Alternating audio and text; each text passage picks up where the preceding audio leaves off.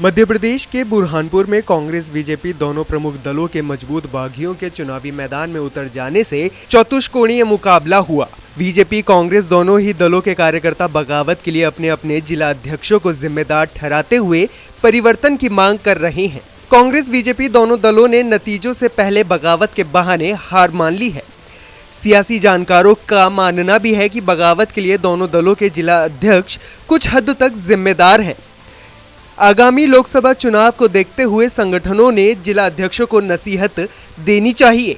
ये जो जिला अध्यक्ष जी डैमेज को कंट्रोल नहीं कर पाए और अध्यक्ष जी ने इस भारतीय जनता पार्टी के स्थानीय संगठन को प्राइवेट लिमिटेड बना दिया था और उसी के चलते लोग असंतुष्ट होके निर्दलीय के एवं अन्य लोगों के पक्ष में जाके बैठे, जिससे भारतीय जनता पार्टी को नुकसान हुआ। विधानसभा चुनाव में निमाड़ की बुरहानपुर सीट पूरे जिले में हॉट सीट बन गई है। इस सीट पर कांग्रेस के साथ साथ पहली बार बीजेपी में भी बागी प्रत्याशी के रूप में चुनावी मैदान में उतरे हैं। बीजेपी के पूर्व प्रदेशाध्यक्ष स्वर्गीय नंद कुमार सिंह चौहान के बेटे हर्षवर्धन सिंह चौहान के मैदान में उतर जाने से बीजेपी की मुश्किलें बढ़ गई थीं। दरअसल बीजेपी के ज्यादा कार्यकर्ता पूर्व मंत्री अर्चना चिटनिस को प्रत्याशी बनाने से नाराज थे। सभी नाराज कार्यकर्ताओं ने बागी हर्षवर्धन सिंह चौहान का खुलकर समर्थन किया, तो ऐसा ही हाल कांग्रेस में भी देखने को मिला। कांग्रेस में कई नेताओं और कार्यकर्ताओं ने पार्टी से इस्तीफा तक दे दिया।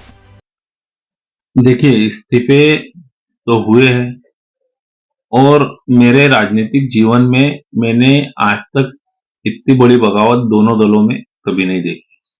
और रही कांग्रेस की बात, तो कांग्रेस में प्रत्याशियों का भी विरोध बहुत से लोगों के द्वारा था और संगठन की बात रही तो संगठन चूंकि संगठन अभी नया नया बना था और संगठन में बहुत से बदलाव नए थे, तो इसका भी खामियाजा हमें भुगतना पड़ा। उधर बीजेपी के जिला अध्यक्ष और कांग्रेस के जिला अध्यक्ष अपने आप को काफी सक्रिय बता रहे हैं और ये भी मान रहे हैं कि विधानसभा चुनाव के समय पार्टी में बहुत सारे कार्यकर्ताओं द्वारा बगावत की गई।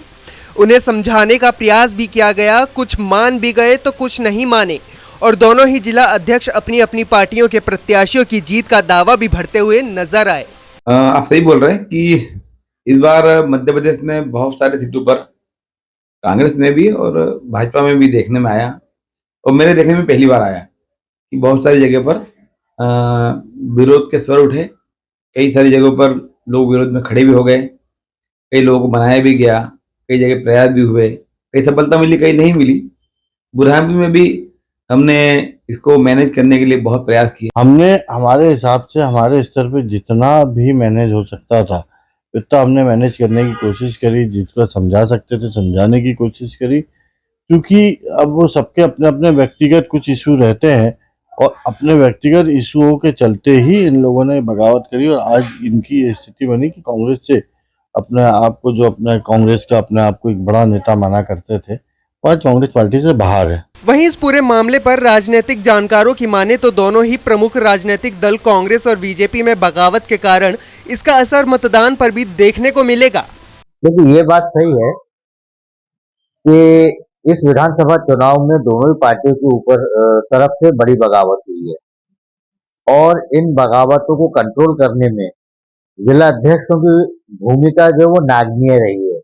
वो किसी भी प्रकार से इन बगावतों को रोकने में कामयाब नहीं हुए। तो कार्यकर्ताओं का इस प्रकार से उंगली उठाना स्वाभाविक है, क्योंकि जिला अध्यक्ष की ये जवाबदारी होती है कि यदि चुनाव के टिकट मांगने का अधिकार सबको होता है, लेकिन जब अगर किसी एक व्यक्ति को टिकट मिल जाए तो बाकी को कंट्रोल कर लेना चाहिए। लेकिन यहाँ ये देखा गया कि चाहे वो भाजपा हो या कांग्रेस हो, दोनों ही जिला अध्यक्ष इसमें नाकाम रहे हैं और इसी वजह से उन पर जो है तो उंगलियां उठाई जा रही है। खैर, किस पार्टी को बगावत का कितना नुकसान होगा इसका पता तो 3 दिसंबर को मतगणना के दिन ही हो जाएगा। लेकिन ये भी सच है कि इन बगावत ने कई सीटों पर त्रिकोणीय चुनाव की स्थिति भी पैदा कर दी है।